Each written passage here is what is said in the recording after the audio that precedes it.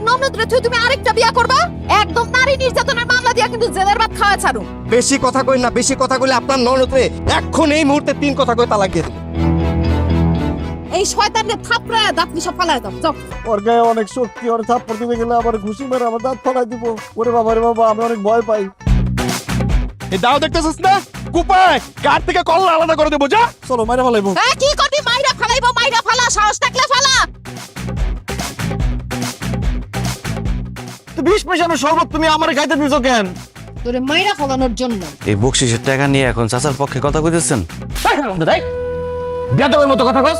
আমার সংসার ছেড়ে সারা জীবনের জন্য কেন চলে যাইতেছো? কারণ তুই ভীতু, কাপুরুষ। তোর চাচাতে তোর জমি দখল করে ফেলাইলো, তুই কিছুই কইতে পারলি না। চেয়ারম্যান যে ঘুষ খায় তোর চাচার পক্ষে কথা বললো, সেখানেও তুই ভয়ে কিছু কইতে পারলি না। মানুষ আমগো গরু ছাগল ফল ফ্রুট সবকিছু নিয়ে যায়, তুই ভয়ে কিচ্ছু কস না। আজকে থেকে আপনার যা যা খেতে মন চাইবে খাবেন, আর যা যা করতে ইচ্ছা হবে করবেন। কেন ডাক্তার সাহেব? কারণ আপনি আর বেশি দিন বাঁচবেন না। মইরা যখন যামুই, মরার আগে প্রত্যেকটার বিচার করে যাবো আমি।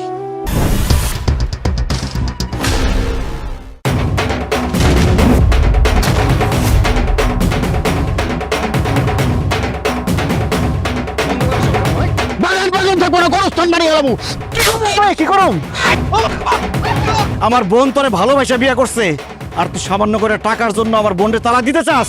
এই বার বুদ্ধিতে আমি আপনার কাছে যৌতুক চাইছি, আমারে নষ্ট করছে মহিলা। ডাইনির বাচ্চা ডাইনি, তুই তাহলে আসল ঘষিটে বেগম। দালালের বাচ্চা তোরে খাইছি আমি, খাওয়া। আজকে আপনার বিচারে বসে চেয়ারম্যান সাহেব, ডাক্তার আমারে কইছে আমি বেশি দিন বাঁচব না। আমি তো মরে যাবো, তোরে লয়ে মরুম।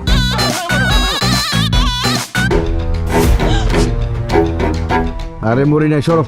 আমার যেহেতু আপনার পছন্দই না, তাই আপনার মেয়েরে আপনার বাড়িতে নিয়ে গিয়ে আপনার পছন্দ মতো একটা পাত্রের কাছে বিয়ে দেন।